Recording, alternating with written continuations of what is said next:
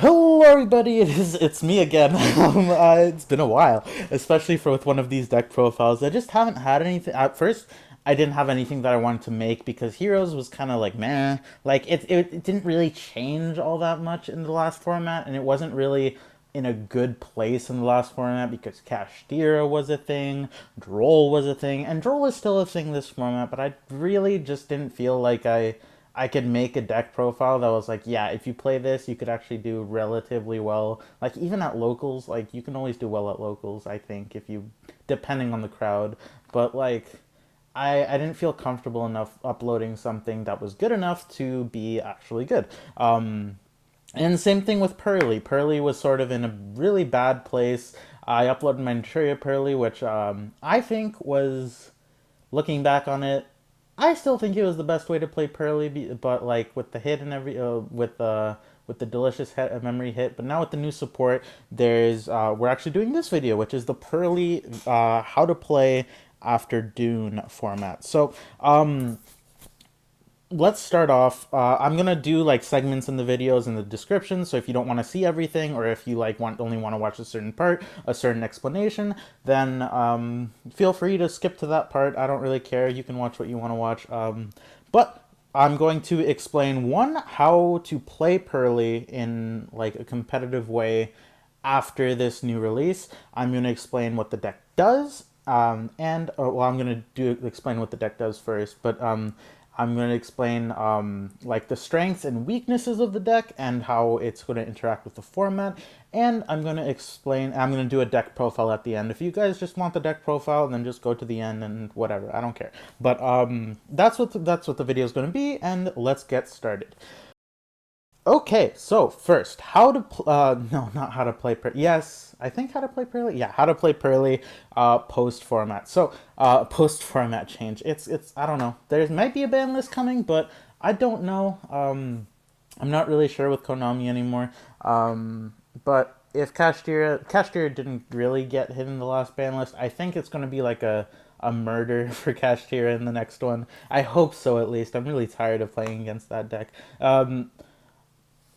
But for now, let's just go on to how the deck sort of works. So Purrely beforehand used to be very like just sit on Noir and like make him really big and really just like the towers deck, right? It used to be a towers deck, which it sort of is now, but less so. It's more of used Noir as a really powerful interruption tool because target one infield or graveyard and shuffle it back to the deck is a very powerful effect, even like especially because it's not once per turn and it's not once per chain. You can just do it whenever, which is crazy. And especially because you can pair it up with a bunch of hand traps that you drew off of the sleepy memory effect, and you can pair it with a bunch of just resources that you get off the spells, and yeah, not the quick play spells, the field and continuous spell, these two. Let me just find them. I have the deck in the deck profile manner, but these two cards are really efficient for keeping your resources the way they're meant to, not the way they're meant to be, but like keeping in the resource game, not running out of cards, being able to shuffle back your cards with the per leap trap. I honestly, if I were to do anything different with the deck profile the way I made it, it's going to be just playing more than one Purrely because I think it's a really powerful effect to shuffle back your Purrelys, especially later in the game when you're just running out of stuff. But the deck is sort of just really not resource heavy, but really resource like efficient, I think, with those two cards. And it's also got really powerful interruptions and ways to go for game and to overpower your opponent while stopping them from playing, right? So it revolves around the Purrely cards. There's only two main deck monsters, which if you didn't know, there's only these two guys. Let me get out my pretty copy. I have one pretty copy of Purrely. Oh, look at this, the ulti. It's nice. I like it. But anyway, so the deck revolves around being able to gain advantage with the Purrely cards, with the Purrely, and being able to sort of recoup advantage with Purrely and being able to go into powerful Xyz monsters. So with these two cards, Purrely, if you don't know what it does, it is a not once per turn. None of his effects are once per turn. None of the quick play spells are once per turn. And the field spell, one effect, the effect to attach from deck is once per turn during the end phase, but you can activate as many per turn as you can. Per Lily, both effects are hard once per turn.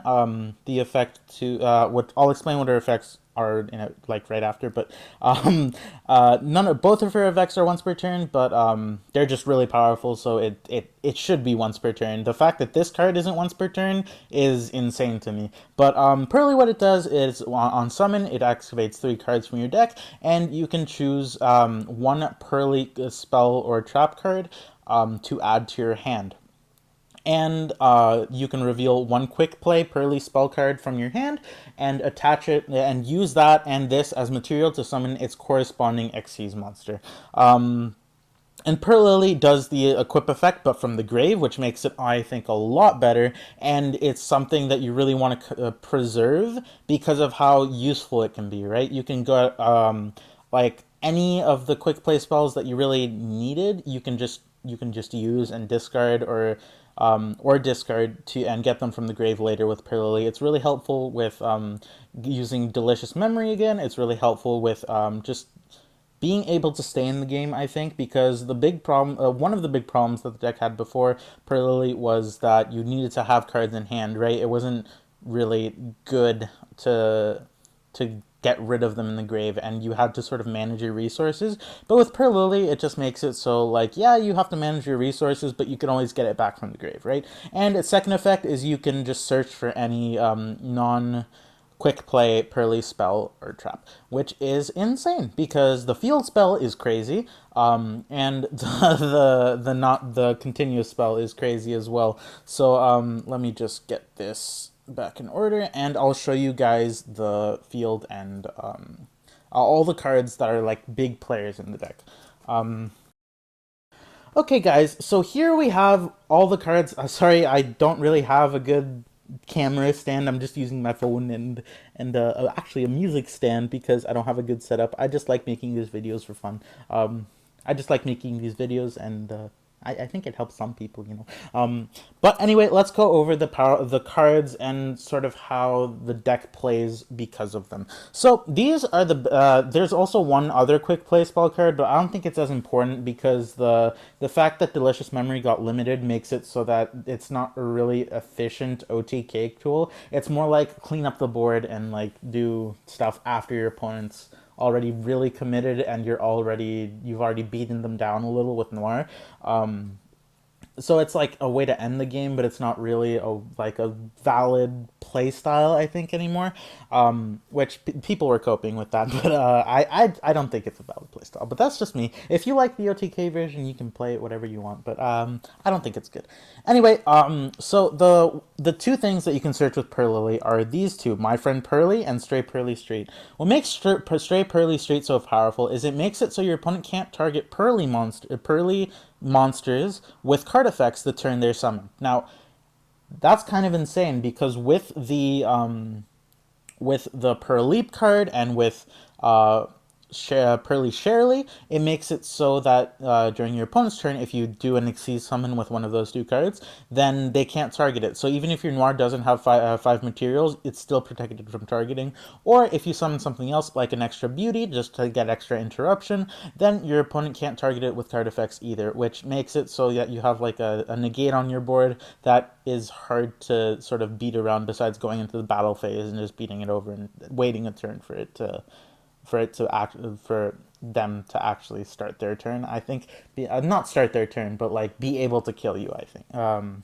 And the reason that My Friend and also Stray Purrely Street is important because it helps attach materials to your Noir and keep it like a threat later on into the game and after you run out of your hand, because most of the time turn one you're going to run out of hand and recoup it with the sleepy memory effects, but also they're hopefully going to be all hand traps, so you still want to be able to play with low advantage, and straight Purrely Street helps you do that. And the reason my friend Purrely is so powerful is because it is a searcher, but it also sorry, one thing I forgot to mention. This also, when Purrely Xyz monster leaves the field by your opponent's card, then you get to summon back a Purrely monster, which honestly I think matters less. I just like that effect to be able to chain block this card.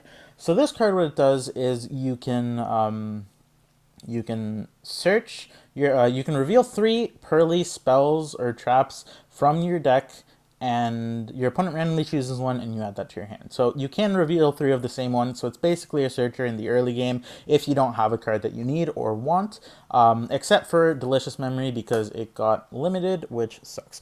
And then the other more important effect is that when your Purrely monster leaves the field because of your opponent's card, you can get 3 quick play spells with different names back from your graveyard, which I think is crazy. It's really good, and I usually chain block that with the Purrely Street because it's just better.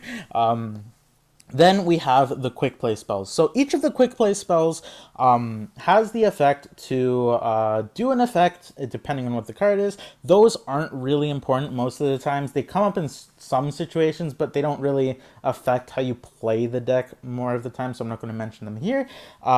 What is important is that they discard a card and summon a Purrely monster from your deck. So either a regular Purrely or Purrely. This enables all your plays because it gets consistent access to the Purrely cards, and it makes it. And the second part is that when they're used as Xyz material with your Purrelys by their effects, they go to each I just want to get them corresponding. So they go into their different Xyz. Happiness is this one. They all have the last name, or no, they don't. But the sort of, you can get what it is. But they go into their corresponding Xyz monster. So that's the quick play spells.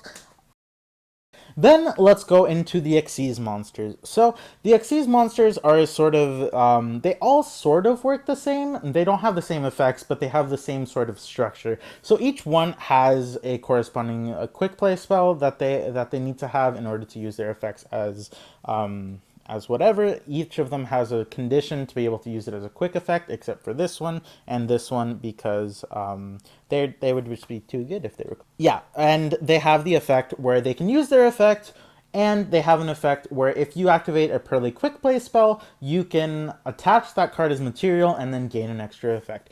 Happiness is bounce a spell or trap that your opponent controls. Noir is set a trap card from your deck.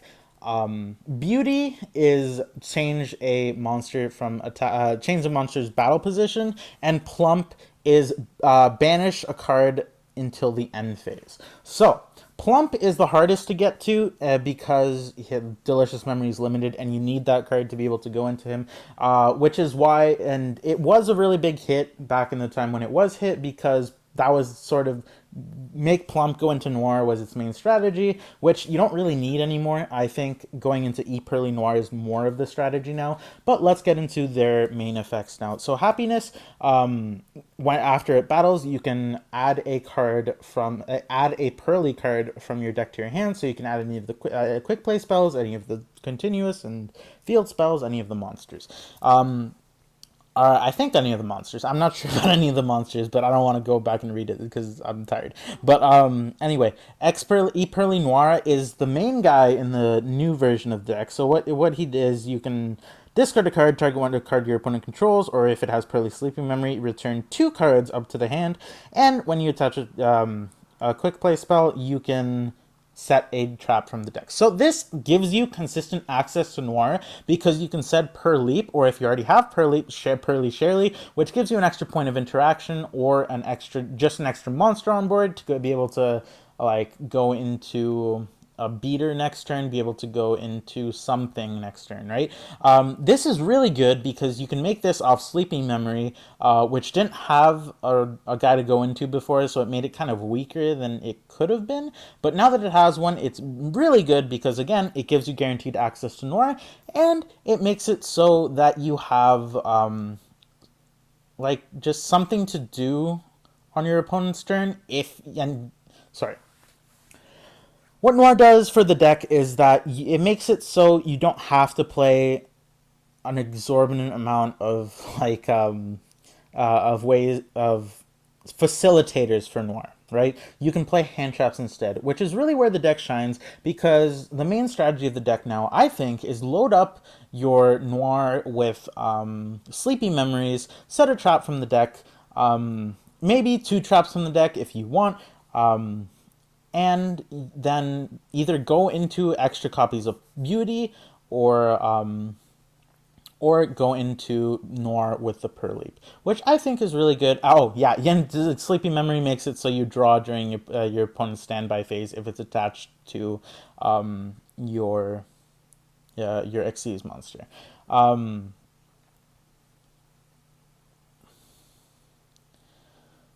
So you end up filling up your hand with hand traps, and then being able to do that like really consistently, which makes the deck really good because drawing into lots of hand traps is really good. That's it's just a thing, and because Noir is a very powerful point of interaction. Noir, what it does is if it has 5 or more materials, it's unaffected by activated card effects, which doesn't like it. You'd think like, oh, only activated effects, but most things activate in the game. The only real things, the way I like to explain it is the only things that can affect Noir when he has 5 or more materials are things that affect the player, things that don't affect the card, like if they affect the Xyz materials under the card. I forgot what the card's name is, but there's one that detaches the materials from the card. It affects the materials and not the card itself. It was used in Rongominiad format. That's the way people outed it. But it like cards like that and cards like Skill Drain that are just blanket effects that don't activate, right? And but the that's like all fine and dandy, and it used to be what the deck was like focused on, but now I think it's more important to use a second effect, which says a you can target as a quick effect, you can target one of your opponent's cards on their field or in their graveyard and shuffle it back into the deck. This isn't once per turn, this isn't once per chain, and it's detached 2 materials. Usually you have 5 or 6 materials on the Noir because of the Purrely, or because you just got enough quick play spells to be able to do everything, and you got a loaded Purrely monster. To be able to go into Noir with lots of materials. So usually you have at least 5 materials, which gives you 2 shots of the effect. Now, if you know the game well enough, and if you know your opponent's deck well enough, you can sort of choose which points of interaction are more important, and you sort of get rid of them, shuffle them back in the deck, which is a really powerful form of interaction, and it's just really good. So like in like summarizing everything, the way the deck is played is more sort of like an advantage engine mixed with just drawing into hand traps during your opponent's turn. And yeah, now let's go into the strengths and weaknesses of the deck. So yeah. Okay, guys, so our buddy Squirtle here is going to tell us the strengths and weaknesses of the deck. I'm not going to show any cards on the field because it's just if you guys just want to sit back and listen or just like use this as a podcast or something, I'm going to talk. I'm going to show you what I've noticed about the deck. That has like the strengths and weaknesses after playing it, after testing it, after doing everything, and like yeah. But first, let's go over the weaknesses because I feel like these are more important and something that you have to play around and be ready, especially in this format. One is that the fact that Kashtira is still in the format means that you're gonna have to worry about a Macrocosmos. Yeah, it's the Kashtira, whatever his face, is limited. But that doesn't mean that they can't make it. It makes it so that if you get rid of they can't use it anymore. But that's not really a problem when they have a Macrocosmos with that banishes the card you control on the field, right? So you're gonna have to deal with not having the recursion you would usually have. So the 2 spells are still good, but they're not like you have to make your plays count, right? You have to sort of mitigate your resources in a way that you wouldn't have before, which isn't really a weakness. It's just that you have to play that way. But like you have to deal with Macrocosmos in a deck that relies pretty not heavily, but like it relies on the graveyard quite a not like a fair amount, right? And that's a problem because a lot of people are going to be playing Kashtira. Also, the fact that Nor sorry another thing is that it's very skill intensive. Every hand plays differently in because of the different effects of the quick play spells and because of which monsters you can get off the quick play spells. You only get one Purrely activation per turn to get the card from the graveyard. So if your opponent knows that like that's if your opponent knows Purrely and they have an open droll, because I'll get to that in a bit, but like if they have an open droll and your opponent knows how to play against Purrely, they're going to stop the Purrely because stopping a Purrely is like fine, but they can just summon another one. Like you can just literally summon another one and do the exact same thing. Like yeah, it wastes resources in your hand, but that doesn't really matter when you're drawing 4 on your opponent's standby phase. So like if your opponent knows they're playing like and they're a good player, they'll try to stop the Purrely with an imperm, with an effect veiler, which really sucks. And it's which means that you have to sort of play really reserved when the deck is very explosive, when you don't play reserved, which is hard for some people. And like I'm not saying that it's like it's like impossible. It's just it's a harder deck to play just because the lines aren't linear, right? It's not a very linear deck. It's very like this is my hand I got. This is going to be a completely different outcome because I got this hand, right? And like it's very like if you open a bad hand, you have to play very like you have to like it's basically luck of the draw because depending on your Purrely reveals, you can either like win the game or lose the game, right? And that happens sometimes, but it's rare that you don't open multiple ways and to get to quick play spells or even just the monsters themselves. The deck doesn't really have a like it has good normal summons, but because the field spell only affects special summon Purrely monsters, which I might have forgot to say, but I haven't done this in a while. I'm sorry. Because it only affects special summon Purrely monsters, it's your normal summon is sort of very vulnerable. So summoning a Purrely, which gets you basically any card of the deck, is very risky because they can just stop it, and that stops your graveyard like have for the turn, right? Whereas normal summoning a Purrely is like fine, but it doesn't really have other normal summons, which is kind of unfortunate. You probably could play something, but I think playing more hand traps is just better because if you don't open the normal summon and you open it later on, it's like a little, you know. And then its other weakness, which I think is like playable through, but everyone and their mother is gonna play like this card and well these two cards. So the Drolls and the Nibiru's, right? So you can summon more than 5 times, but sometimes you don't, sometimes you do. But Nibiru is something that you can't really play. Well, you can play around if you make Noir in under 5 summons, and you don't have to summon too much in this deck. It's just some hands do lead them to, and I think this card is going to be very playable because of the other decks in the format as well. So I think Nibiru is going to be a mainstay in this format. And if you don't make Noir during your turn and you do 5 summons, which is very possible and very like sometimes the hand just needs it, you can't really like you get your stuff back because of the quick play spells, but all your Purrely's in your graveyard, and you can't really use Purrely that turn, so you have to just hope your opponent doesn't kill you. And then Droll and Lockbird makes it so you have to think very carefully about when and how you activate your cards like Purrely or my friend.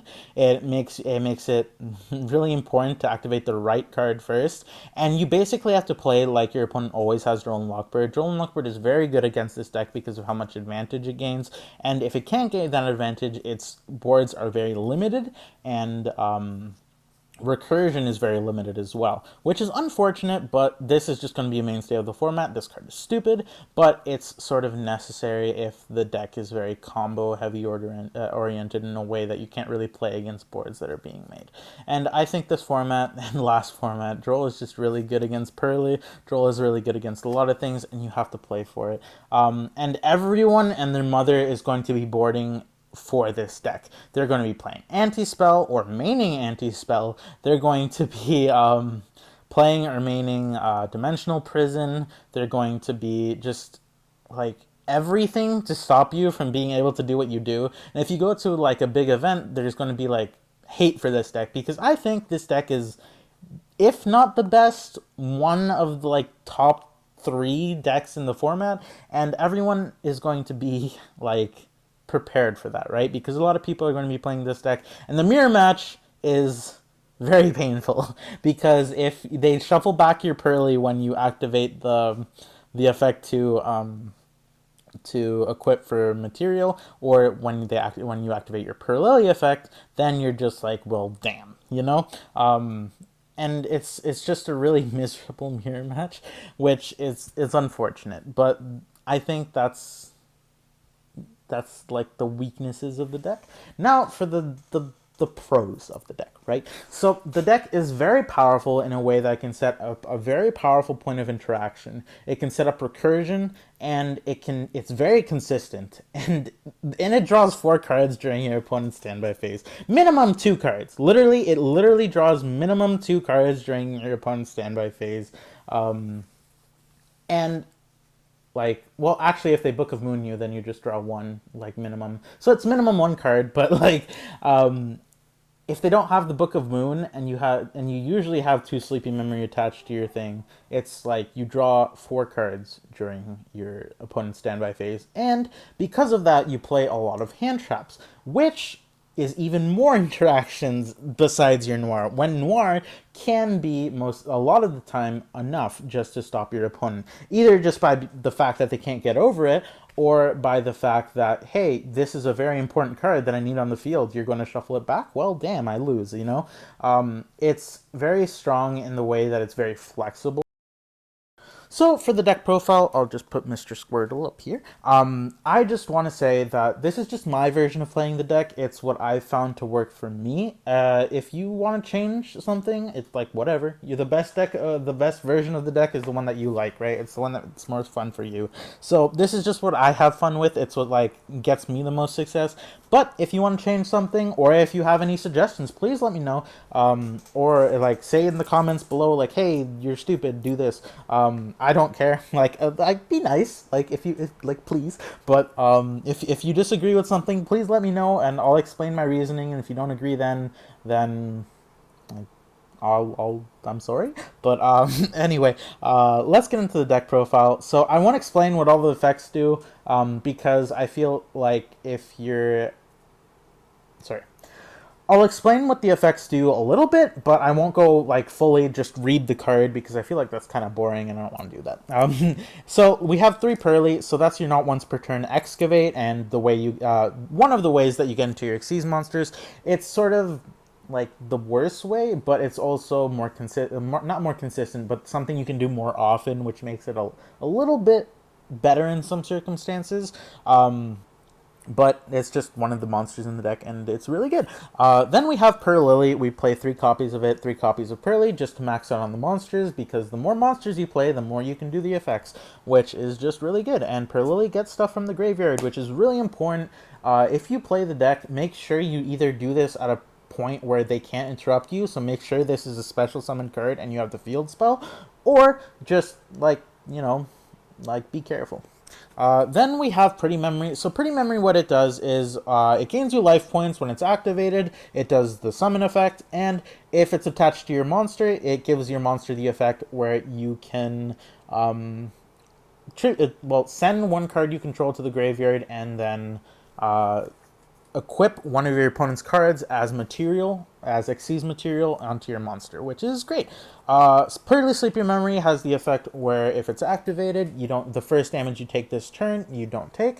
And when it's under your opponent's monster during the standby phase, not when it's under your opponent's monster, when it's under your Xyz monster during the standby phase, you can draw one card, and that stacks. All of these effects stack. So if you have 2 copies of Pretty Memory, you can send one card and steal a card twice. If you have 2 copies of Sleepy Memory, you can draw one and then draw one again. It's not draw 2, so these are separate effects that you have to activate, but they can activate multiple times if you have multiple copies. Same thing with Happy Memory. Happy Memory, what it does is it makes it so one card can't be destroyed the first time it's destroyed for this turn and the next turn, and your opponent's turn. So like one turn cycle. So your turn, your opponent's turn, and then during your turn it can be destroyed again. And when it's attached to your monster, it can attack one more time for each Happy Memory it has equipped.